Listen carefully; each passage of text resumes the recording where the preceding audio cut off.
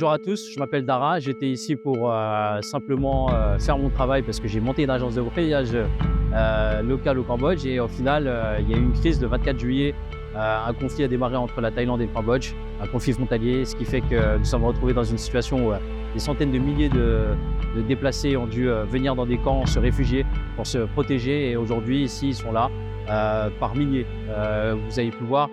Ils sont dans des conditions très compliquées, donc forcément pour nous, la première chose à faire, c'était d'apporter une aide d'urgence. Donc on l'a fait avec du ravitaillement en nourriture, en matériel aussi, comme des tentes, des tapis, des oreillers, des couvertures. Puis aussi, surtout, on essaie d'accompagner les personnes ici, comme les enfants, pour leur apporter un peu de bonheur. On a fait une jolie fête aujourd'hui avec la team d'Audrey. On a fait un projet qui s'appelle End of Care et le but c'est d'animer une journée avec un peu de musique, avec des activités, etc. qui permettent aux enfants de s'évader le temps d'un moment et d'être hors du temps et hors du camp, surtout dans leur esprit, puisqu'ils ne sont pas à la maison et forcément il y en a beaucoup en tout cas qui sont très tristes de ne pas pouvoir rentrer chez eux.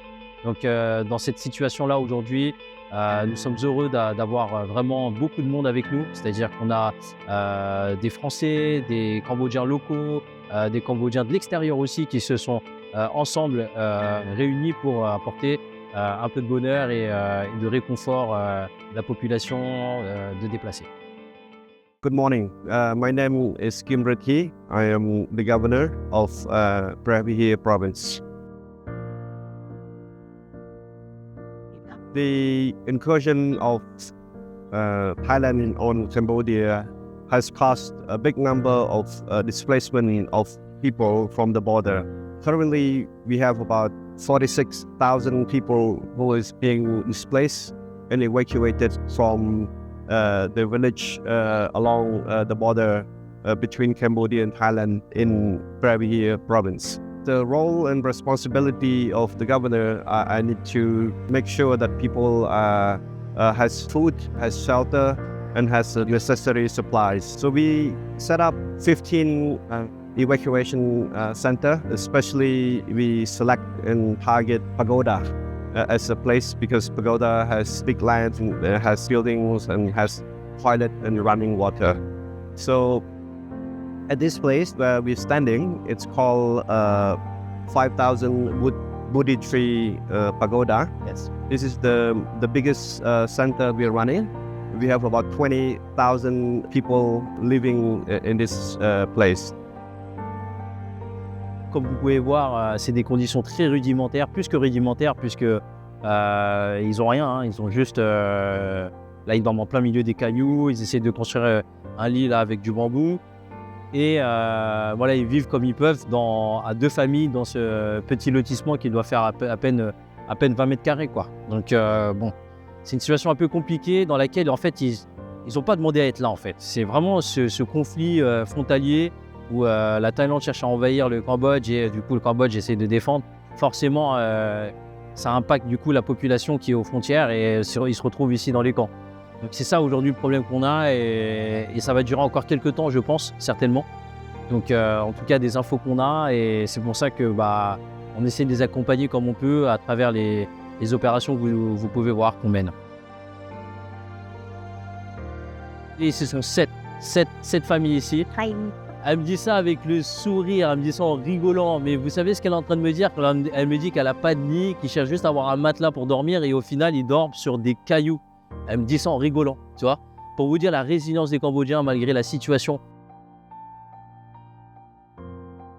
On peut voir là, ils dorment dans des conditions déplorables encore une fois. Voilà, ils n'ont pas de lumière, pas d'électricité, donc ils utilisent la lampe. Et ils dorment surtout, regardez, ça c'est un rocher ça, tu vois. Là c'est pas... Là ça fait mal, hein. Moi, je ne dormirai pas sur ça. Hein. Déjà, quand j'ai un lit dur, je me plains. Alors là, t'imagines dormir sur ça?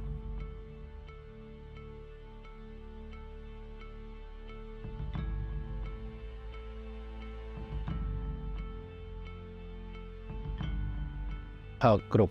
Bon, ce qu'elle m'explique, en fait, c'est qu'il manque d'eau. Et en fait, du coup, elle n'a pas le choix de laver ses vêtements ici et de se baigner ici, en fait.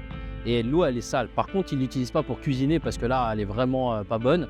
Mais quand ils se douchent ici, quand ils ressortent, bah, ça gratte. Et c'est pas du tout hygiénique en fait, hein, c'est pas du tout bon.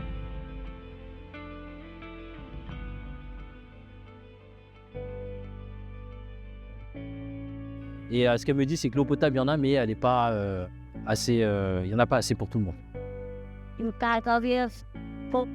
Ok. En fait, ce qu'elle m'explique, c'est que son mari, il est à Ghost Mountain. Il y a une sacrée histoire à Ghost Mountain. Je vous invite à aller voir. Il y a un documentaire sur YouTube qui explique ce qui s'est passé. Il faut savoir qu'il y a des milliers de Cambodgiens qui se sont fait tuer dans cette montagne.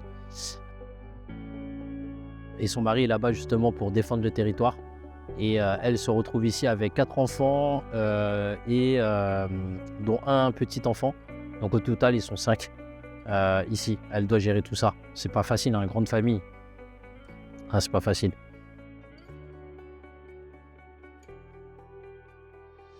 Tu vois, c'est pour ça que moi, la première fois que je suis venu ici, j'ai vu ça. Quand j'ai vu ça, j'ai fait non, je peux pas partir, je peux pas rentrer chez moi. J'ai arrêté toutes mes activités. Je me suis dit, je sais que j'ai une audience. Tu vois, sur les réseaux sociaux, les gens me connaissent parce que je fais des festivals à Paris. Je me suis dit, je suis obligé de faire quelque chose. Je ne peux pas les laisser comme ça. Donc, j'ai lancé une cagnotte. Le soir même, on a fait en 24 heures 10 000 euros. Même pas même en moins de 24 heures. En 24 heures, on a fait 20 000, je crois. 20 000 euros, quand j'ai vu la somme, j'ai fait, ça demande beaucoup de responsabilité. Cette somme-là, tu ne peux pas la dépenser n'importe comment. Il faut faire très attention. Donc, j'ai décidé d'arrêter toute mon activité, de me dédier à 100% dans ces opérations pour pouvoir vraiment dépenser l'argent de manière intelligente et pertinente surtout. Donner ce qui est besoin et m'adapter, être flexible. Et pour être flexible, il faut travailler à 100% dessus, tous les jours, every day, donc du matin au soir. Et voilà. Mais aujourd'hui, moi, ce que je suis vraiment content et je veux souligner, c'est qu'aujourd'hui, il y a une solidarité auprès de plein de gens.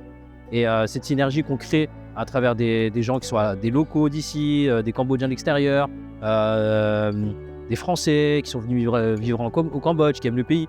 Tu vois, tout ça, là, ça crée une... Franchement, on est tous complémentaires. Au final, on fait des belles choses, tu vois. Et vous allez plus voir, vous pouvez voir à l'école ce qu'on est en train de faire, la fête là, c'est génial. Moi j'ai arrêté un festival, il faut savoir, j'ai annulé un festival et au final je suis en train de faire un festival pour les enfants là, je suis trop content.